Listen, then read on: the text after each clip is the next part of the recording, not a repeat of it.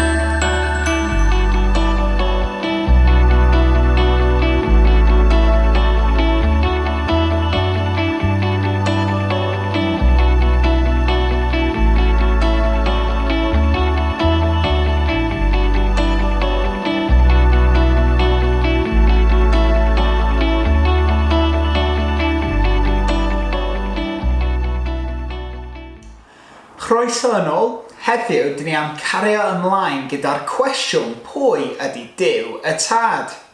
Wythnos diwethaf, clywsom ni sut creodd Duw y byd. Clywsom ni sut creodd Duw golau, y môr, awyr, tir a holl planhigion a anifeiliaid I gyd ar y byd. Dwi eisiau edrych rwan ar sut mae Duw y Tad yn Duw pwerus iawn. I helpu ni cychwyn, dwi eisiau sôn I chi am dyn o'r enw Moses. Mae Duw yn galw Moses I helpu amddiffyn pobl Duw o'r enw yr Israeliad oddi wrth yr Aifft. Dyma Duw yn achosi Pharo, sef brenin yr Aifft, I gadael yr Israeliaid mynd oddi wrth yr Aifft. A mae Moses yn arwain y pobl yma trwy'r anialwch tuag at y môr coch, sef môr fawr iawn.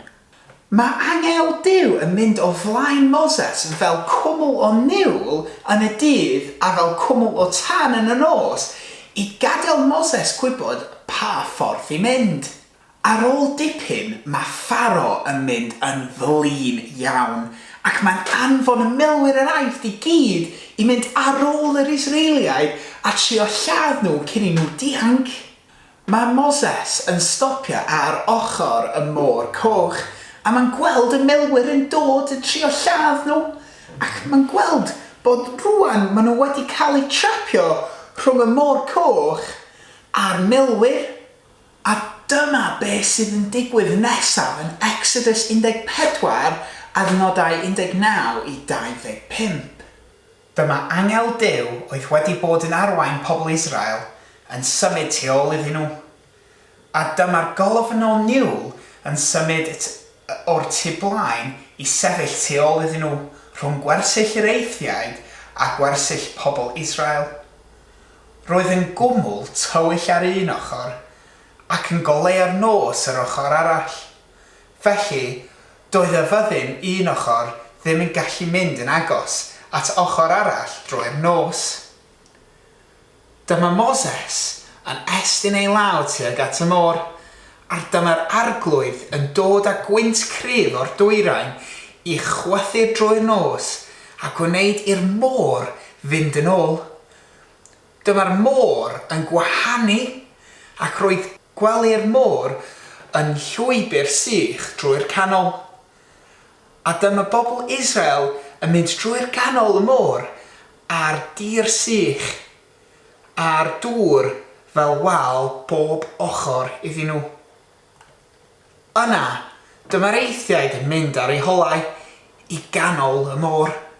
Ceffylau a cherbydau rhyfel a marchogion y pharo I gyd.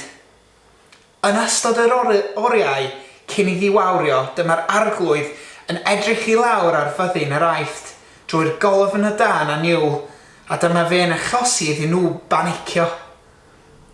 Gwnaeth I olwynion y cerbydau rhyfel fynd yn sownd, ac roedden nhw'n cael trafferth symud. A dyma'r eithriaid yn dweud, Dewch, rhaid I ni ddianc, mae'r arglwydd yn ymladd dros pobl Israel yn ein herbyn ni'r eithriaid. Mae Duw yn achub yr Israeliaid, ac ar ôl I nhw croesi'r môr coch, dyma Duw yn gadael y môr I ddisgyn yn ôl yn ei le. Mae hynna yn hollol nuts. Mae Duw gallu symud y moroedd, a dwi'n methu hyd yn oed splitio dipyn bach o dŵr mewn tŵb edrychwch. Dim byd yn digwydd o gwbl, a mae Duw gallu gwahanu y moroedd. Mae Duw y Tad, Duw ni, yn mor pwerus. Ac efallai mae hynna gallu bod yn rhywbeth ofnus. Ond, paid y poeni oherwydd, os ti'n credu yn Duw, os ti'n credu yn Iesu Grist, mae Duw pwerus yna ar ein hochor ni. Diolch yn fawr iawn I chi gyd am wylio eto. Dwi'n gobeithio bod y cwch wedi dod allan yn dda, a na I weld chi hwyrach ymlaen wythnos yma. Diolch yn fawr, hwyl fawr, ta-ra.